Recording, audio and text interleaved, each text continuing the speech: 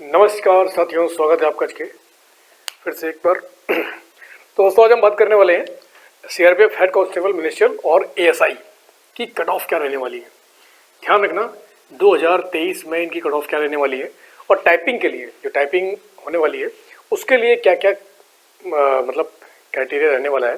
तो ध्यान रखो, पेपर बहुत ज़्यादा अच्छे लेवल का आ रहा है, मतलब कि कह सकते हो देखो लेंदी पेपर बहुत है। सबसे बड़ी चीज़ ये ना कि आप केवल एक बार में एक ही पोर्शन सॉल्व कर सकते हैं।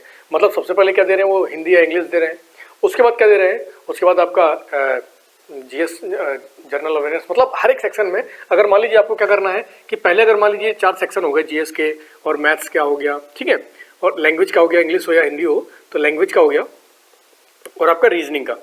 तो सबसे बड़ी बात ये है कि जब तक एक क्या नहीं हो रहा है कि जब तक एक सेक्शन पूरा कंप्लीट करके आप जमा नहीं कर रहे हैं तो दूसरा नहीं खुलता है, और एक बार अगर आपने जमा कर दिया तो दोबारा वो खुलेगा नहीं। तो सबसे बड़ी बात ये है कि बच्चे बहुत सारी समय इसी में निकल जा रहा है कि जब हिंदी शुरुआत कर रहे हैं वो इंग्लिश से शुरुआत कर रहे हैं तो फिर वो आगे जीएस पे लटक जाते हैं, जीएस से आ रहे हैं तो रीजनिंग में, और रीजनिंग काफ़ी लेंदी आ रही है। तो अब बच्चों के दिमाग में कन्फ्यूजन है क्योंकि एवरेज जो सही जा रहा है, एवरेज जो नंबर सही जा रहे हैं वो लगभग जो अगर देखा जाए तो 60 से लेकर आप 75, 60 से 75, 60 से लेकर 75 के बीच में ही एवरेज बच्चों का जा रहा है। और जो 100 में 100 लगा रहा है तो उसका तो भगवान ही मालिक है। जो बहुत सारे बच्चे हैं कि 25 में 25, 25 में 25 करके आ रहे हो, नहीं, क्योंकि यहाँ पर क्या है ना कि 0.25 निगेटिव मार्किंग भी है, 1/4 आपकी निगेटिव मार्किंग भी है। तो कितना कट ऑफ रहने वाला है, कितना कट ऑफ जाने वाला है, वो तो बात की बातें हैं। समझ जाना कि अधिकतर बच्चा 60 से लेकर 75 के बीच में एवरेज कर रहा है। अब ये जो कर रहा है ना, तो यहाँ पर भी जरूरी नहीं कि 75 करके आ रहा है तो 75 में 75 ही सही हो जाएंगे। यहाँ पर भी आप 10 अगर माइनस मान लेते हैं तो लगभग 60 से 65, 60 से 65 सही है। उसके बाद निगेटिव मार्किंग है तो सीधे खिंच के 60 पे खिंचा रहा है। तो इसके हिसाब से अगर देखा जाए, क्योंकि सबसे बड़ी दिक्कत क्या होगी, सेक्शनल वाइज। अगर सेक्शनल वाइज ना होता तो थोड़ा सा आसान हो जाता है कि आप जल्दी जल्दी क्वेश्चन कर लें, जो सरल क्वेश्चन होते हैं आप पढ़ते जाएं, जो थोड़े से लेंदी हैं उनको छोड़ते जाएं, बाद में देख लेंगे जब टाइम बचेगा। लेकिन यहाँ बिल्कुल ऐसा नहीं हो रहा है कि अगर एक बार हमने जीएस का पोर्शन उठाया और जीएस के पोर्शन को हमने सॉल्व किया और उसको जब तक हम जमा नहीं करेंगे तब तक हम नेक्स्ट पोर्शन पर नहीं जा सकते हैं। तो ये सबसे बड़ी समस्या हो रहा है। तो इसको देखते हुए अगर देखा जाए कि आगे क्या होने वाला है, कितना कट ऑफ बनने वाला है, तो मेरे हिसाब से जो जानना चाहिए कि अभी देखो अभी टाइपिंग बाकी है कि टाइपिंग में बहुत बच्चा निकलेगा, 35 वर्ड इंग्लिश के लिए, 30 वर्ड हिंदी के लिए, तो यहाँ पर बहुत सारा बच्चा निकलने वाला है।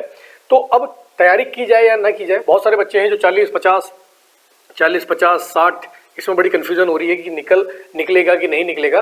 तो एक चीज़ ध्यान रखो, निकले या ना निकले वो अलग की बात है कि क्या होगा क्या नहीं होगा, लेकिन अपनी टाइपिंग स्पीड बनाओ, बढ़िया से टाइपिंग करो जाके।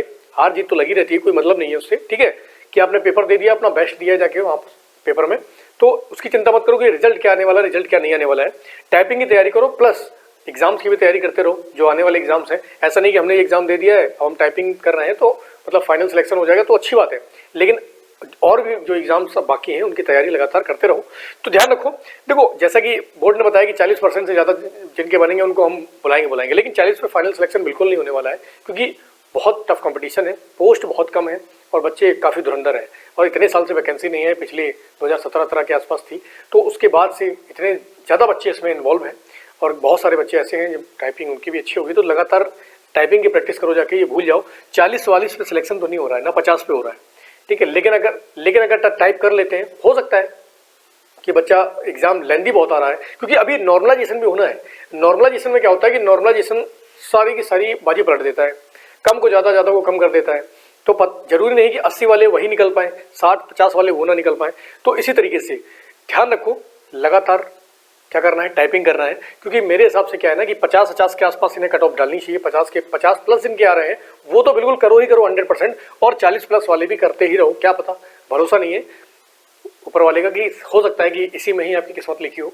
तो ध्यान रखो, लगातार टाइपिंग करो, इसको जाओ, मेहनत करो, और कट ऑफ के चक्कर में बिल्कुल मत पड़ो। कितना कट ऑफ जाए किसी को भी नहीं पता है, कितना कट ऑफ जाएगा, लेकिन अपना बेस्ट देने की कोशिश करो। मुझे नहीं पता है, किसी को भी नहीं पता है कट ऑफ कितना जाएगा, लेकिन ये कि अपना बेस्ट दो, बड़े तरीके से टाइपिंग में अपनी प्रैक्टिस बनाओ कि 35 से ज़्यादा 40-45 की एकदम से टाइपिंग आ जाए, कि अगर मौका मिल जाए तो मौका चूकना नहीं चाहिए, क्योंकि बार बार ये जॉब नहीं आती है। बहुत अच्छी जॉब है ये, ऑफिस जॉब है। तो इसी तरीके से लगातार मेहनत करो, ज़्यादा चक्कर में नहीं पड़ो। और जिनके एग्जाम्स हैं वो ध्यान रखें कि सेक्शनल वाइज आ रहा है, ज़्यादा टाइम वेस्ट ना करें, ज़्यादा टाइम बिल्कुल वेस्ट ना करें। एक सेक्शन में 90 मिनट का टाइम है, आप कोशिश करें कि 15 मिनट में आप लैंग्वेज खत्म कर सकते हैं, 15 मिनट में जीएस खत्म होती है। और जीएस ऐसा है कि आपको अगर नहीं आ रही ना तो नहीं आएगी, क्योंकि जीएस भी बहुत अच्छे लेवल की दे रहे हैं वो, जैसा मुझे पता चला है जीएस बहुत अच्छे लेवल की दे रहे हैं इसमें।